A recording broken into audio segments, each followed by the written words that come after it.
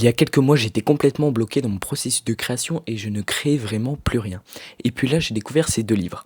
Alors, il y en a un qui m'a plus aidé pour l'aspect technique et il y en a un qui m'a vraiment aidé pour l'aspect cinéma. Le premier, c'est bien évidemment l'incontournable Le guide de survie du vidéaste de Ludoc. Ce livre est vraiment complet, je l'ai poncé en quelques jours et j'ai vraiment tout regardé. Et ce livre, en fait, permet vraiment de ne pas être bloqué par l'aspect technique que tu n'as pas pendant un tournage. Là, tu te sens prêt d'emblée à tourner et ensuite à monter ta première vidéo. Que ça soit une vidéo ou un court-métrage, ça marche très bien. Et il montre même des petites bidouilles, comme il appelle, pour tourner facilement quand t'as pas beaucoup de budget. Alors franchement, je te conseille de l'acheter tout de suite. Et puis le deuxième, c'est ce livre de Sidney Lumet, Faire un film. Si vous connaissez pas Sidney Lumet, il a notamment fait Serpico, Un après-midi de chien et 12 hommes en colère, des grands classiques en noir et blanc, à voir absolument. Et ce livre raconte vraiment tout son processus de création dans les plus intimes détails. Par exemple, il va raconter comment il va aborder ses acteurs le premier jour où il les voit, mais aussi comment il va faire pour les répétitions et comment il vient à diriger ses acteurs, mais aussi comment il vient à réaliser ses films avec bien sûr des techniques anciennes sur le noir et blanc,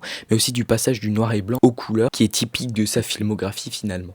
Il vient même à montrer son découpage technique à l'écrit avec la description du plateau, des scènes, de la direction d'acteurs, etc. Franchement, c'est hyper intéressant et ce bagage te permet le jour où tu rentres dans une production plus ou moins grande, que ça soit un court-métrage ou un film, d'avoir un super bagage et ne pas être perdu. Par exemple, faire une répétition, c'est tellement important. Et moi, c'est ce qui va m'arriver. Je publie mon premier court-métrage à 16 ans. Et moi, c'est toujours Loris. Tu peux t'abonner pour suivre mon aventure.